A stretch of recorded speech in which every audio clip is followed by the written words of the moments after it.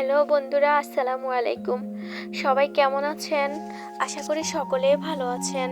আলহামদুলিল্লাহ, আমিও আপনাদের সকলের দোয়া অনেক ভালো আছি। বন্ধুরা, আজ চলে এসেছি আবারও নতুন একটা ভিডিও আপনাদের সাথে শেয়ার করব বলে। আজ আপনাদের সাথে শেয়ার করব আমার স্বপ্নের বাড়ির শুরু থেকে এ পর্যন্ত কতটুকু কাজ হয়েছে সেটা আপনাদের সকলের সাথে শেয়ার করব। এটা হচ্ছে বাড়িতে ওঠার একটা সিঁড়ি, আর এটা হচ্ছে বাড়ির প্রথম গেট। বাড়ির ভিতরে প্রবেশ করব। আসেন দেখি বাড়ির ভিতরে কি অবস্থা। এটা হচ্ছে বাড়ির একটা গ্যারেজ, আর এটা হচ্ছে বাড়ির নিচতলা। বাড়ির নিচতলা কাজ ধরেছি, কিন্তু এখনো ফুল কাজ শেষ হয়নি। একটা বেডরুম এবং একটা কিচিং রুম, একটা ওয়াশরুম, এক কথায় একটা ইউনিট মাত্র কাজ হয়েছে। তখন ভেবেছিলাম যে আমি তো নিচতলায় থাকবো না, আমি দোতলায় থাকবো, তাহলে নিচতলার কাজ রেখে আগে দোতলার কাজ শেষ করি। তাই এতটুক কাজ করার পরেই দোতলার কাজ শুরু করেছে। আবার যখন দোতলার কাজটা ফুল শেষ হবে, তারপরে আবার নিচতলার কাজ আরম্ভ করবে। আর বন্ধুরা, আপনারা সবাই আমার জন্য দোয়া করবেন। আমি যতটুকু করতে পেরেছি আস্তে আস্তে ধীরে ধীরে যেন আমি আমার ফুল বাড়ির কাজটা করতে পারি। আসেন দেখি আমরা দোতলা কি করা হচ্ছে।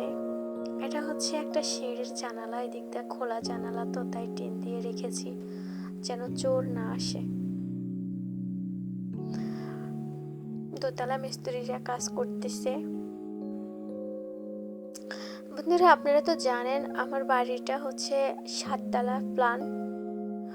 যেহেতু ফুল 7তলা করা যাবে না, 6.5তলা করা যাবে, তাই আমি সিদ্ধান্ত নিয়েছি আমি 6তলায় করব। উপরে তো সিঁড়ির রুম হবে, এটা সেটা এমনি সেমনি তো হচ্ছে অর্ধেক হয়েই যাবে, তাই 6তলা কমপ্লিট করব।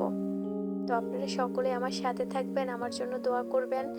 আর আমি প্রতিদিন আপনাদের জন্য নতুন নতুন বাড়ির ভিডিও নিয়ে আসব। আমার প্রত্যেকটা বেলকনিতে হচ্ছে থাই গ্লাস হবে, আর আমার প্রত্যেকটা বেডরুমের সাথেই একটা করে ওয়াশরুম আছে।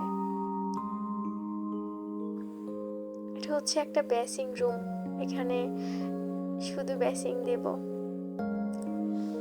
এটা হচ্ছে একটা বেডরুম, সাথে আছে বেলকনি, একটা ওয়াশরুম।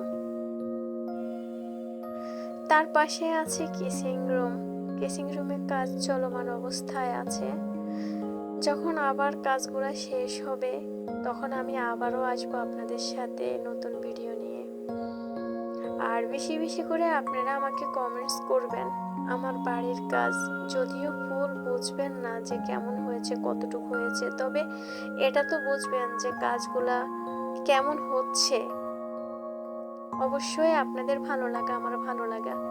আপনারা আমাকে বেশি বেশি করে কমেন্টস করবেন, উৎসাহ দিবেন। চলেন আমরা 3তলার ছাদে যাই, দেখে আসি এখন আমি ছাদের উপরে কি করেছি।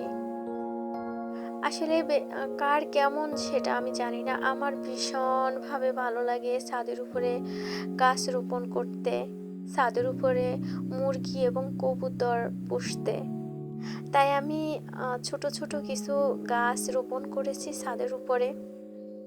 আসলে গাছগুলার কালার এবং গাছগুলা দেখতে এখন বেশি একটা ভালো লাগবে না, যেহেতু এখন গাছের মৌসুম না।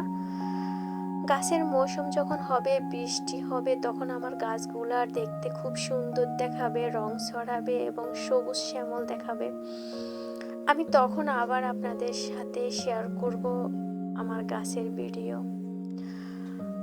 দেখতে পাচ্ছেন এখনো সেরকম সুন্দর হয়নি ছোট ছোট গাছগুলা। আর এখানে দেখতে পাচ্ছেন আমি কিছু মাটি দিয়ে এখানে কোটা করে ঘর করেছি। ঘর করে এখানে আমি কিছু ধনিয়া এবং পালং শাক, লাল শাক বুনেছি। আর এর পাশে দেখতে পাচ্ছেন একটা ছোট্ট টিনের ঘর। সেই টিনের ঘরটা হচ্ছে আমার মুরগি এবং কবুতর পুষতে ভীষণ ভালো লাগে বলেছিলাম। আমি এখন বর্তমানে যে বাড়িতে আছি এই বাড়িতে কিন্তু আমার অনেক হাঁস মুরগি কবুতর ছিল। আমি ওখান দিয়ে রুম উঠিয়ে নিয়েছি, তাই আমি ওই হাঁস মুরগি কবুতরগুলো বিক্রি করে দিয়েছি। কিন্তু আমি ভেবেছিলাম নতুন একটা বাড়ি হবে, যখন আমার সেই বাড়ির ছাদের উপরে আমি অনেক কবুতর এবং মুরগি পুষবো। আর সেই জন্যে আমি এই ঘরটা করেছি। ঘরের উপর দিয়ে টিন দিয়েছি, ঠিক নিচ দিয়ে হচ্ছে নেট হবে, প্লাস্টিকের নেট। আর আমার গাছ, আমার বাড়ি, আমার এই মুরগির ঘর সব কিছু মিলিয়ে আপনাদের সাথে শেয়ার করা। কেমন লেগেছে বা কেমন হয়েছে আপনারা আমাকে বেশি বেশি করে কমেন্টস করে উৎসাহ দিবেন। আপনাদের উৎসাহ দেখে আমার নিজের মনে স্বস্তি পাবে এবং আমার ভালো লাগবে। আসলে শেয়ার করা, মনের ভাব প্রকাশ করা, এটাও এক ধরনের ভালো লাগা।